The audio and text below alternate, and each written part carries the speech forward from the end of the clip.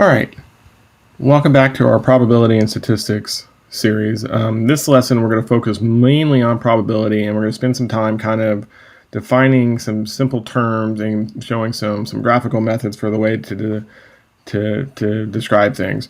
Okay, so this is going to form the foundation for a lot of what we do probability. We're going to have some fairly simple examples through here, and then we'll start to kind of ramp it up and show that the same concepts that applied for the simple problems will also apply for our more complex problems. All right, so this is chapter 2 in the vortex, and so our first section we're going to talk about will be sample spaces and events. Okay, and so a couple of new terms here right off the bat that we've got to kind of grasp our head around. Okay, so let's do that first. So the sample space is written with a script S, and because my handwriting is terrible, I tend to do an S with a couple of caps on the end of it. Okay, it's basically the set of all possible outcomes. Now imagine that you have a box that is your world. Okay, this is everything that can happen within that world inside of that box. All right. Okay, so for example, let's take this a simple experiment, something that we've all done. Let's toss a coin twice. Now there are some assumptions. Even in the first example, we've got assumptions that we got to make. First one is that this coin has to be fair. Right, we're going to say it's a simple coin. I flip it, it either comes up as a head or it comes up as a tail. I can't get it where it lands on the edge. I can't get where it doesn't land at all. Any of those really bizarre cases that can skew your data. So we're looking at just simply, heads or tails as my two possible outcomes on this. So if I toss a coin twice, the sample space for that experiment would be the case where I get both heads. I get a heads, then a tails, I get a tails, then a heads, and then I get a tails and a tails. So there are 4 outcomes that live inside of this sample space. So okay, well that's kind of interesting. Now, one thing to point out is these 2 middle guys, right? Each one of these had 1 head and 1 tail. But the way that we consider sample spaces and the way that we center outcomes is that order matters on this. So these are different events of 1 head and 1 tail. So if I said, the number of ways that I get 1 head and 1 tail with head being first, that would be this outcome. Versus I get 1 head and 1 tail with tail being first would be the other. So they're 2 completely different events, even though, conceptually it's the same thing that's happening. So we got to be very mindful. And this is the hardest part, is being able to distinguish between those. They are different events or different outcomes within this set. Okay, let's try another one. Let's roll a pair of dice. Now again, it's a 6-sided dice that we're looking at. It's fair, meaning that it's not weighted, that getting a 1 or getting a 3 or getting a 6 all have equal chances of occurring, that we're not cheating anything like you've seen in the casino movies, Ocean's 11 or whatever. Okay, but the dice are fair. Okay, and then we're going to set this up for a 6-sided dice. So the sample space for this experiment of rolling a pair or 2 dice, okay, would then be, and again, for those of you that aren't familiar with what a dice is, I guess I'll draw that. You have 1, 1, 2, 1, 2, 3. It's those cubes with the little dots on it that you throw. So we're looking to throw 2 of those on there, and each one has a number 1 through 6 on the side of it. All right, so if I roll 2, the possible outcomes that can happen, I could get a 1 and a 1. I could get a 1 on the first, a 2 on the second, all the way out to 1 on the first, 6 on the second, and so forth. Or I could get a 2 on the first. And so you can build up all of these events pretty easily. I didn't write them all out, but you can kind of see that, we could define our sample space as being, 6 in this column, or 6 in the column, 6 in the row. There's 36 possible outcomes that can happen, for rolling a set of dice. Now, we haven't gotten into any of the very interesting problems like, doubles, where the numbers are the same. We'll look at that here in a second, or anything like that. But just the raw data of all the possible outcomes, when I throw these 2 dice, one of these guys will show up. And that's what we're defining as our sample space. Okay, it includes everything that's possible, okay, for the experiment that we have. Okay, all right. The next term that they give you then is an event. Okay, an event E in this case. And we're going to call that as a subset of outcomes in S. So maybe I do want the case where we're looking at doubles, or maybe I want the case where all of my outcomes, the first roll was a 1, so that would be this subset here, right? That's a subset. It's a smaller grouping of a bigger population or a bigger sample space. Or the doubles where it was a 1-1 or a 2-2 or a 3-3 all the way down to 6-6, so forth and so on. So that's our definition of an event. All right, so a simple event has only one outcome. A compounded event will consist of multiple outcomes, and we'll start putting things together in such a way. So let's kind of take a look at our dice experiment that we had in a little bit more detail. Okay, so what we have is we have 36 simple events that can happen. I could number the first one being the 1-1 case as event number 1. And I could go all through my list and say, this is number 1, this is number 2, this is number 6, 7, 8, so forth and so on, all the way down to this guy, which would be number 36. Okay, and so the event number 36, the simple event number 36, is the case where I roll a 6 and a 6. Okay, so that's our definition of a simple event. Okay, but maybe instead I'm looking at being, and you notice that there's only one outcome associated with that simple event. Okay, but perhaps I have a new event that we're going to call as the letter A, in which it's a compound event where the outcome is a double, meaning that both dice have the same value when they show up. So the set of possible values for A then are all the cases of 1, 1, 2, 2, all the way out to 6, 6. Okay, in which case there are 6 outcomes for this guy. All right. Maybe I have a different compound event in which I want all the possibilities where the two numbers add up to be 6. The sum is 6. Okay, well, I could roll a 1 on the first, means 5 on the second, that satisfies it. 2 on the first, 4 on the second gets it. Double 3s gets me 6. 4 on the first, 2 on the second, 5 on the first, 1 on the second. And it's pretty easy to pick these things off for something fairly simple. Although, 36 outcomes just from rolling 2 dice is not insignificant. What happens if all of a sudden I roll 3 dice? Okay, well, this table gets huge in a big way. What if this is a 100-sided dice and I roll it twice? I mean, listing these things out becomes a major, major challenge. And so we're going to start building up to coming up with some ways to be able to count total numbers of outcomes in the sample space without having to actually physically write them down. Now, for simple cases, and the sake of our exercises, I kept them small enough so that we could just jot them down real quick and kind of look and discuss some of the assumptions and some of the terminology. All right, so that's our dice experiment. Again, all right. Okay, now, within the realm of sets, so we've kind of defined these sets, and the sets are defined by what it is I'm looking to do. Okay, let's go through and let's talk about some operations. Okay, in the combinatorics class or discrete math class, okay, there are 3 major operations that we need to know how to work. And so I've gone through and I kind of put a little bit of a graphic to hopefully illustrate what it is that it's trying to pictorially illustrate. So for both of these, we have 2 sets, A and B. So for our last example, maybe A was, doubles and B was numbers that add to 6. Okay, so it could be whatever it could be. It could be the number of cars that have, 1 functioning headlight. So A could be the cars and B could be the number of functioning headlights. It could be anything that you want to put together.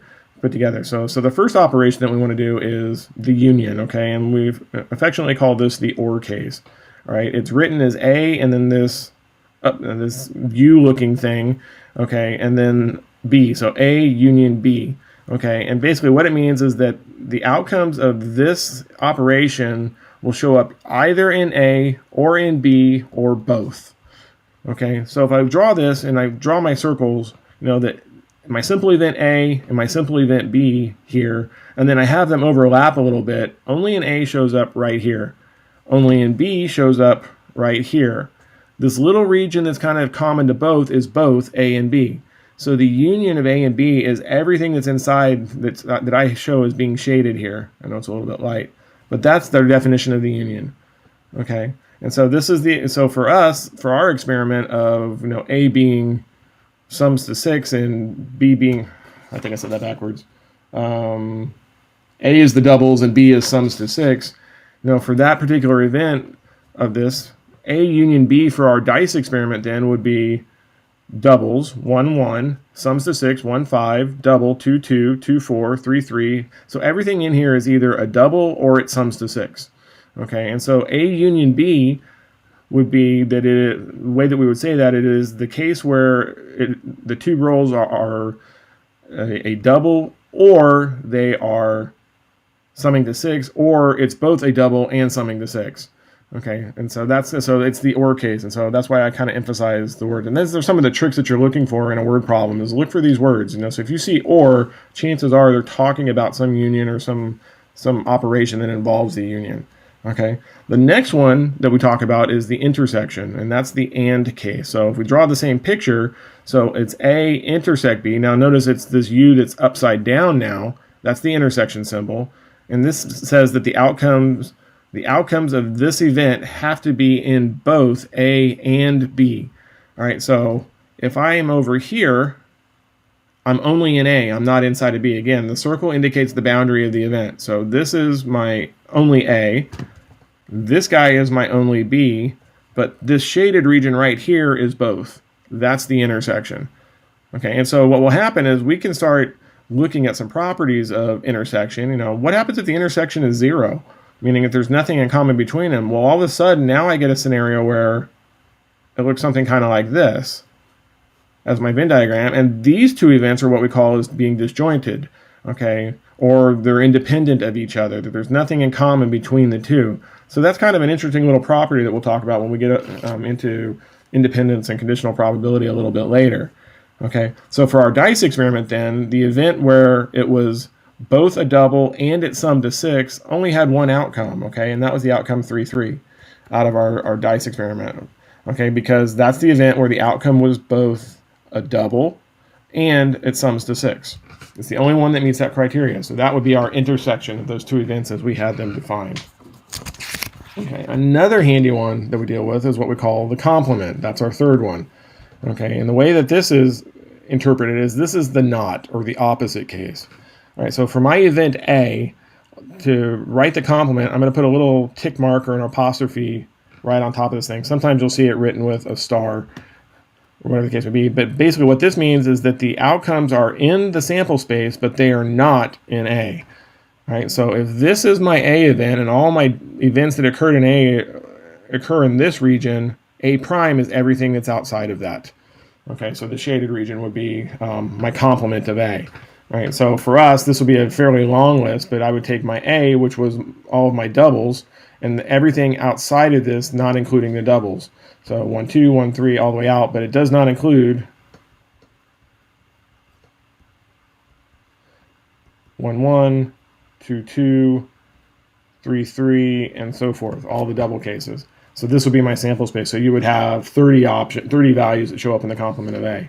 Okay. Now, like I say, it's useful at times. It can be very powerful for greatly simplifying things. And again, we'll show you some more about that.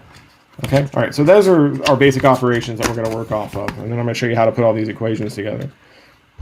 All right. So next, we have a little definition here. The two events are considered as mutually exclusive or disjointed if they have no outcomes in common. That was the scenario that I just described here. That's a disjointed scenario. Okay. In our example, A and B are not mutually exclusive because both contain the outcome 3-3. Right? This guy showed up in both sets, so there is no disjoint. They are not mutually exclusive. Okay. All right. So there's some things we can do if it is mutually exclusive. All right. So let's try kind of an example. Let's play with some sample spaces a little bit. Okay, what I have here is kind of a pipe network, or it could be an electric circuit kind of problem, in which I have some sort of input. I like to use pipes. I'm a civil engineer, so water and pipes make sense to me. Okay, that I have, say, 3 pumping stations, in this network. Okay, that the water comes into 1, and then it's diverted to 2 or diverted to 3. Okay, and then they come back together after that pumping station, and then they go out. Okay, this is kind of a redundant system kind of thing. Okay, the possible outcomes that we're going to define for this network are that for station 1, station 2, and station 3, it's either a success or a failure at pumping. It's either turned on or it's turned off. It's doing its job correctly or it's not. So success or failure. It's one of 2 options on there. All right. So the possible outcomes in this simple little network that we have involve the 3 individual events, the simple events of 1, 2, and 3. Okay. So at any given time, all the possible outcomes, again, without getting into probabilities or anything, but just thinking of outcomes in sample spaces for my network system, the possible outcomes that we have are, well, F1 could fail. Okay, now again, I'm not worried about the success of the system. I'm just worried about all the possible events that can happen. So F1 fails, F2 fails, F3 fails would be my first event. Okay, and clearly this would be the case where the system doesn't work at all. Okay. I could also have F1 fails, F2 fails, but S3 is okay, a success. So F1, F2, S3, success. And then I could do F1 fails, S2 is a success, F3 fails. And then I could have F1 as a failure, but all the other 2 are success. And I can build all 8 of these events in such a way. So the first line had to do with number 1 being a failure. Okay, the second line then is number 1 is a success. Because again, you have to have all possible outcomes to define S. So S1 could be a success, and then I just play, well, what could happen to F2 and F3? So there are 2 options and 2 options each, so that's 4 possible outcomes. So I have F2, F3, F2, S3, S2, F3, and S2, S3. This is all 3 are successful. So there are 8 possible outcomes in the sample space.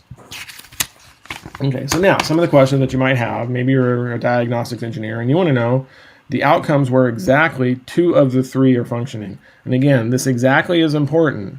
Okay, you got to watch out for things like not more than or at least. Exactly has meaning. Okay, so that means that if I were to assign a random variable, that we are looking for a case where x is exactly 2 successes or 2 s's.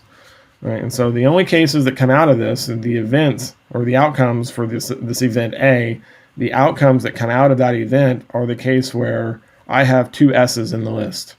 All right, and so the only ones that that shows up for are the case where 1 fails and the other 2 are okay, or 2 fails and the other 2 are okay, or 3 fails and the other 2 are okay. Those are the only ones that satisfy the criteria of this event. Okay. And so 3 out of those 8 possibilities, 3 out of those 8 satisfy the case where exactly 2 are functioning.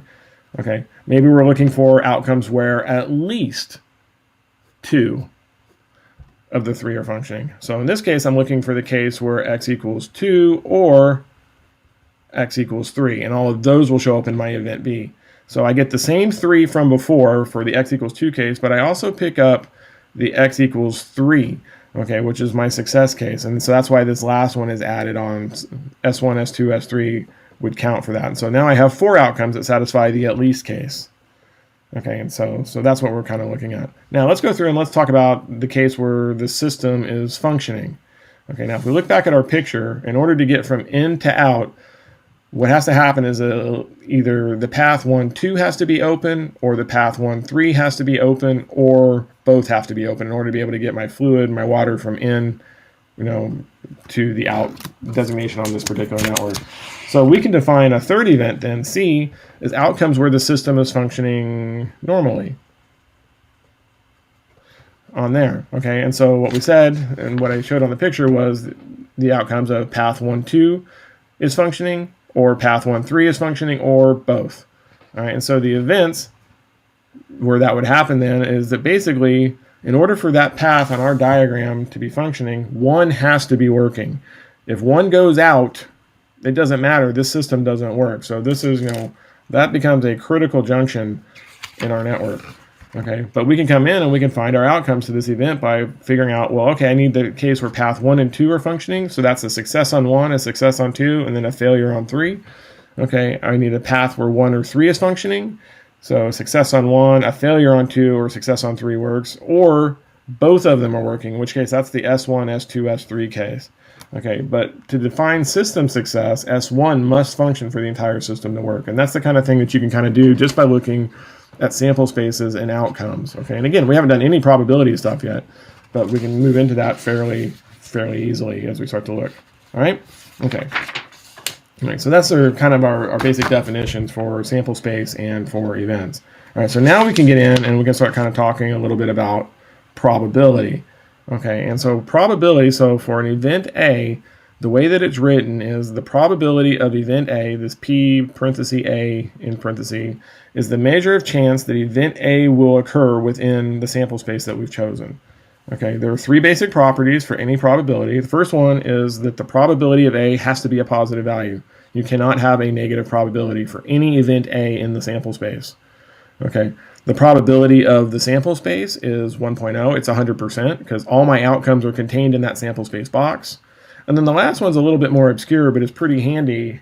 Okay, if my events are disjointed, meaning that there is no overlap on them, we talked about disjointed a few minutes ago, okay, that the probability of A1 union, A2 union, A3 union, all the way out to this K event on there is basically the sum of all of the individual probabilities inside the circle. Doesn't matter the size, doesn't matter if these are different values, but I can simply, to come up with the union of them, it's the sum of all of these guys, okay? And again, there's no intersection happening on any of these. That's what made it disjointed, okay? Compare that to the case that we had here, okay? I can't do that calculation that way. I can still calculate the union of it, but I can't use that same formula that we had because these are not disjointed. Because look at A1 and A2, they are now overlapping on us there. But I can still do the probability of A1 union A2 union A3, and we can say that that is not the probability of A1 plus probability of A2 plus the probability of A3, because what happens is if I take all those probabilities and add them together, I end up double counting that intersection between A1 and A2, because he's part of A1, but he's also part of A2. So you would have to make a correction to this formula. So while it's a useful little trick if things are disjointed, I prefer to look at this in terms of a more general case that I'll show you here in just a second. All right, so those are three basic properties. We'll come back to these time and time again, where positive probability, 100% sample space, and then the union principle for what we're doing there. All right, so let's take another example. Let's go back.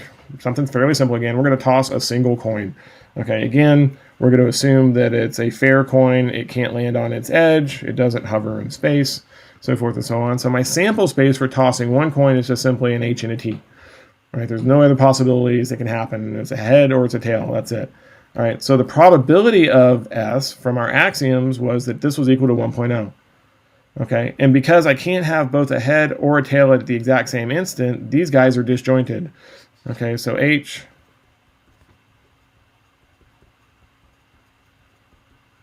are disjointed events. Okay, and if they're disjointed events, then I can use my axiom 3. So what we can say then is that 100% is equal to the probability of H plus the probability of T.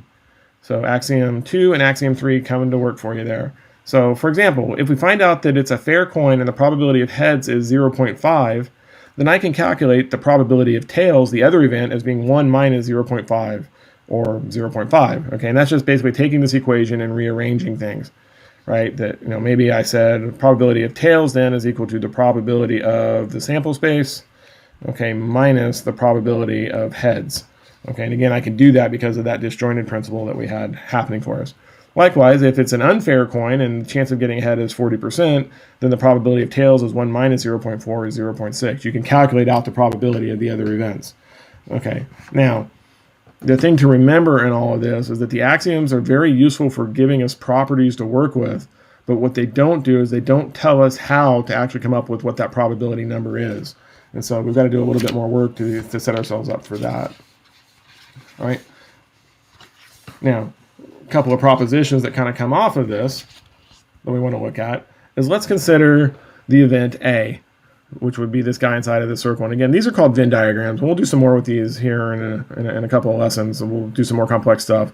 I like them because, again, I can illustrate different pieces and then I can quickly build equations that if this whole box is my sample space, which is what we showed here, and that really boggled that one up. Let me fix that real quick. That's going to bother me.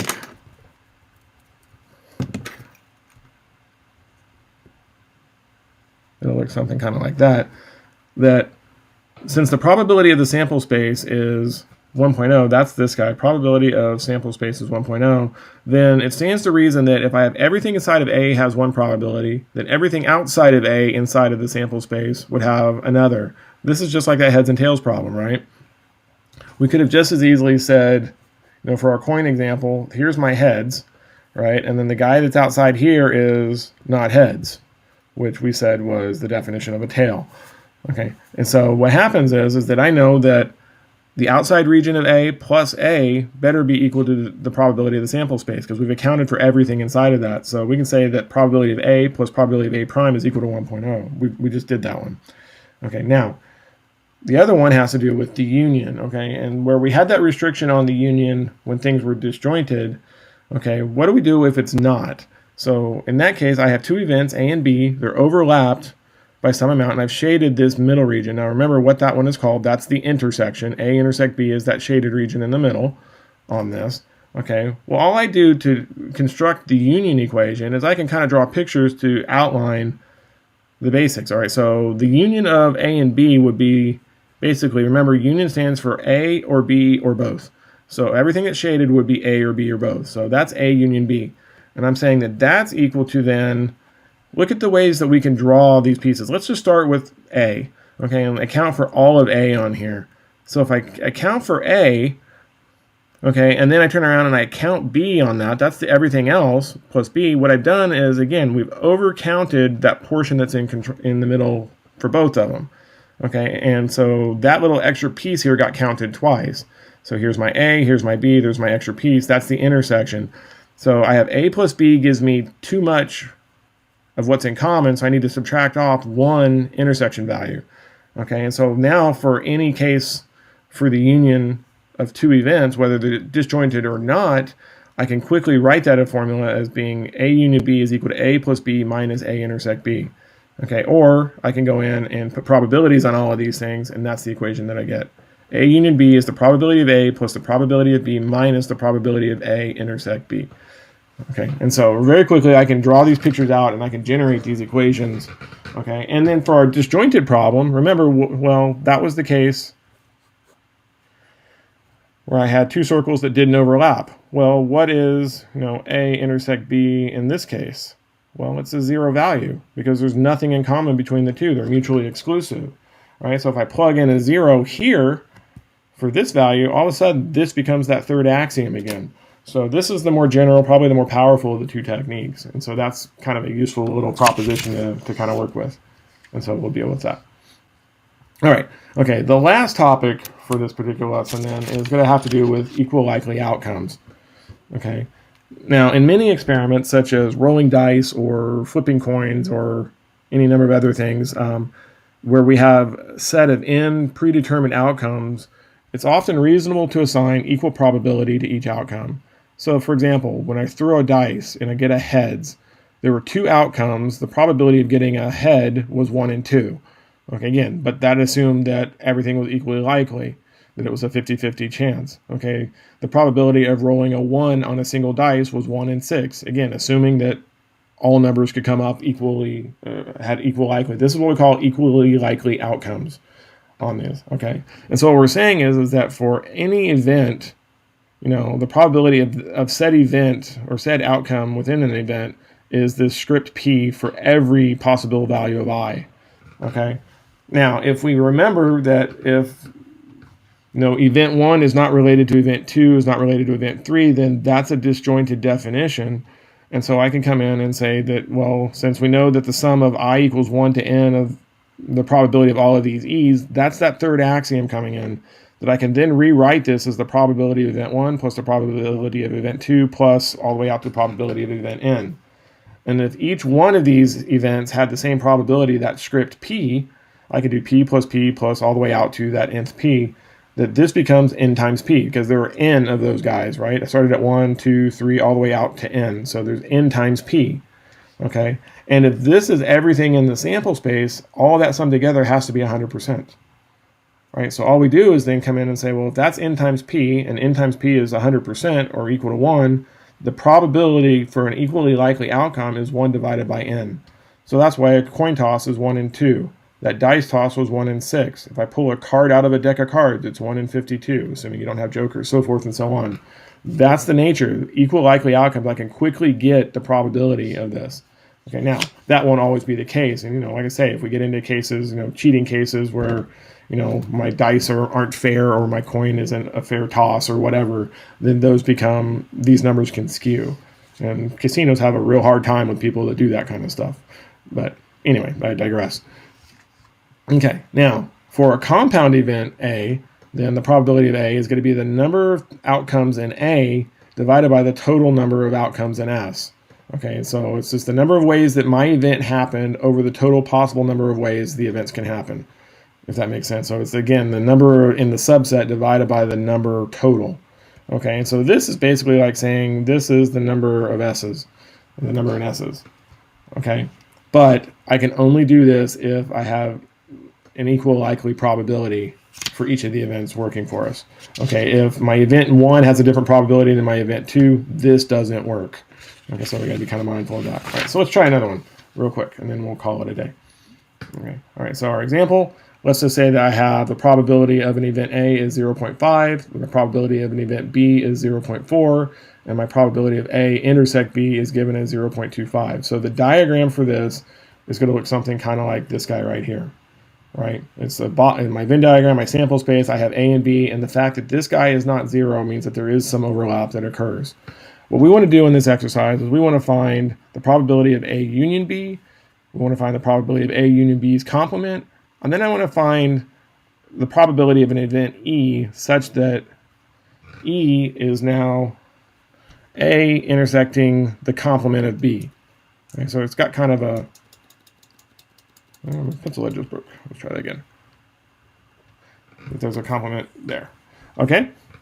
All right, so the first one's pretty easy. We gave you the formula for that the last time. So the probability of A union B is probability of A plus the probability of B minus their intersection.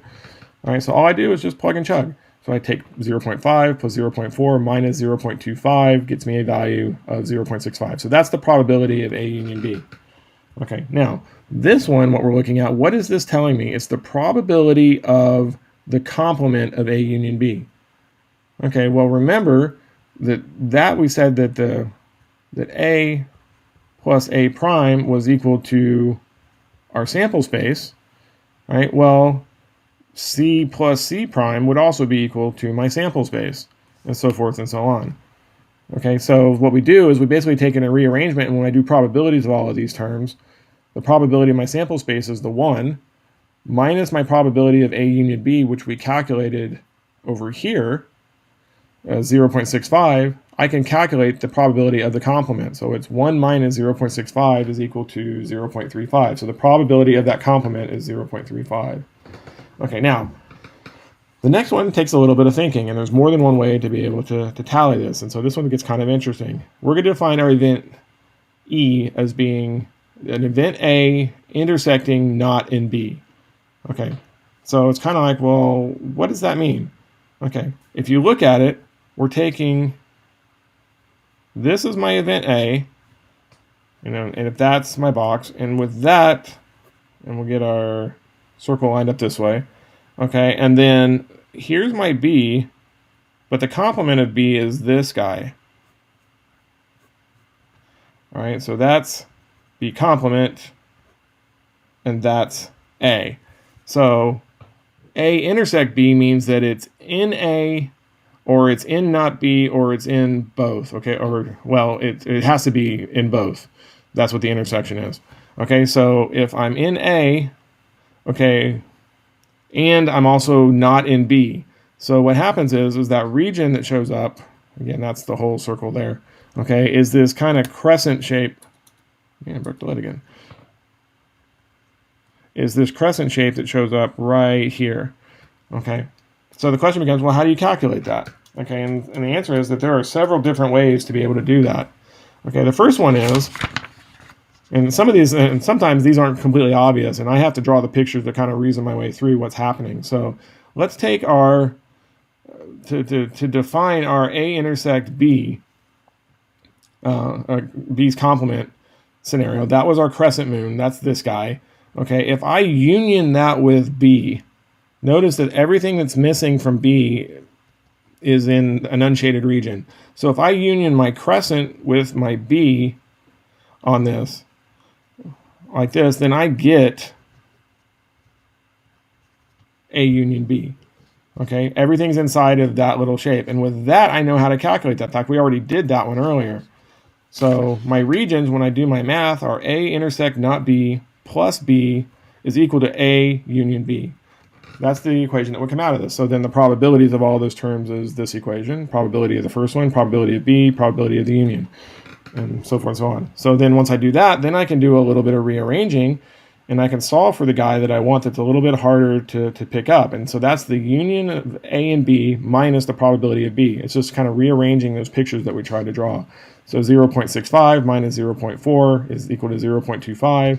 So the probability of being in A but not being in B at the same time is 0.25. And that's the way that we can calculate that. So that's our first method. All right, but let's try another one. And we can kind of show some differences that happen when I do this. All right, so again, we're after event A intersect not B. Okay, well, let's try it this way. Let's start out with the whole of event A, because again, that was kind of a weird shape, right? That the whole of event A, okay, would be equal to then my crescent shape, my A intersect not B. This is what I'm after, being unioned with this guy. Okay, and that would be the intersection of A and B, that little area kind of. So if I add this region to this, I get this. Okay, and so this will kind of get us our scenario there. So the probability of A then is the probability of A intersect B plus the probability of A intersect not B. Okay, and so that's kind of an interesting little tidbit, that if I take the probability of an intersection with two items in which the second item is in the event, and then I add to that the same two events and the intersection of it not being in the event, it's like B is insignificant to either one, right? So that's how I can define probability of A intersect B, and so forth.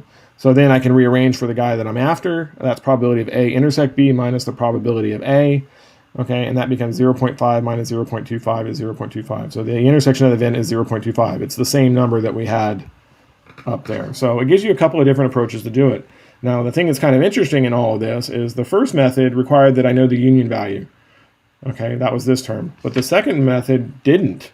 All right, all I needed was an intersection. And we're going to show you some shortcuts for intersection calculations when we get to our discussion on independence, in which I can calculate that probability very, very easily as we start to kind of look at it. So that's another way to get there. There's 1,000 ways to skin the proverbial cat, so to say, for this. There are probably even some even bigger, more convoluted methods that you could use to calculate this simple event E, this compound event E as we start to do it. So anyway, that's kind of our first foray into basic probability and equally likely outcomes.